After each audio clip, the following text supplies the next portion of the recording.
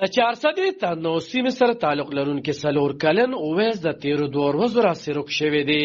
مور پلار یې وایي چې بهر یې د معمول مطابق وړو سره لوبې کولې، خو د جمعې پر ورځ بیا کور ته راستون نشو. دغلته ترنو تاڼې پولیس خو خپلې پلټنې پیل کړې دي، خو تر اوسه پورې لا مقدمه نه ده درج شوې. د روک شوي څلور کلن اویس مور وایي چې د زوی بېدرکۍ د زړه کور روان کړی او په غم کې ده چې ولې یې تر اوسه څه معلومات ونه شول. خو دا څنګه او کله روک شوی و نو مور یې وایي ما چې غرمې مونځ کوو نو دې کور کې و ما سره ناست و، د هغې نه پس چې ما مونځ وکړو نو ما دې بیا ونه لیده. بس بار ته وتې ما هوې چې بار لوبې کوي، بار به ګرځي را ګرځي، خو بیا پلار نه و کور کې، دریم کور کې څوک دغه وخت کې نه و. دې بار ما چې به دې بار دې زه بار لوبې کوي را به شي، د هغې نه پس بیا مونږ ونه لیده.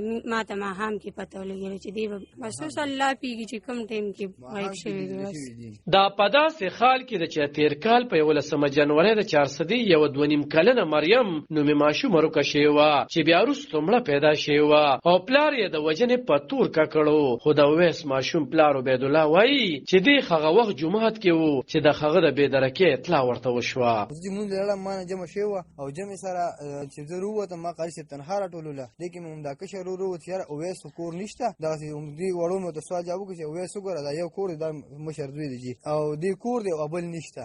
به د هغې نه پس مونږ چې به تکل شروع کړو یو جی هسې خبر دا چې یو من کور نه ایسارېږي، کرکټ له اوزي دې مار اوزي بار دواړه یو ځای وځي. په دغه ورځ دا یو مې نیا سره تللی او دا یو کور پاتې شو. د ماشومانو په حقونو کارکوونکي وایي چې باید مور پلار د په خپلو بچو خاص نظر وساتي او بغیر د څه ضرورته دی د مشر نه بغیر پرې نه ښودلی شي او د هغوی چې کم ضروریات وي لکه د لوبو سامان او نور د تفریح اوزار هغه د ورته په کور کې برابر کړي شي. نو د ماشومانو په پیغو کې کمې راتللی شي. ورسره خو ویس ماشوم چا هم لیدلی وي نو د دلبر رادیو سره رابطه کولی شي. علب خان شیرپو، دلبر نیوز، کوټ ترنو.